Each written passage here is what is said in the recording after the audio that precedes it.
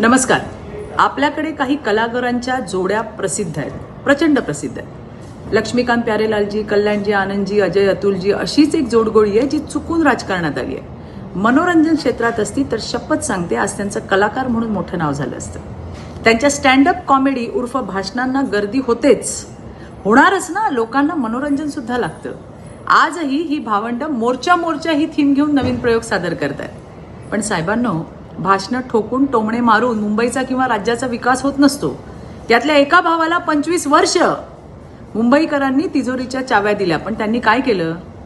मुंबईचे प्रकल्प थांबवले, रस्ते तुंबवले, मराठी लोकांना मुंबईच्या बाहेर पाठवलं. इतकंच काय, मतांच्या बेरजा करत हिरवे सुद्धा झाले.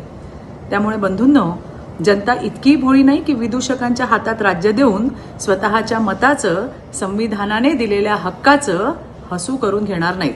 बाकी तुम्हाला तुमच्या शोसाठी मनापासून शुभेच्छा आहेत.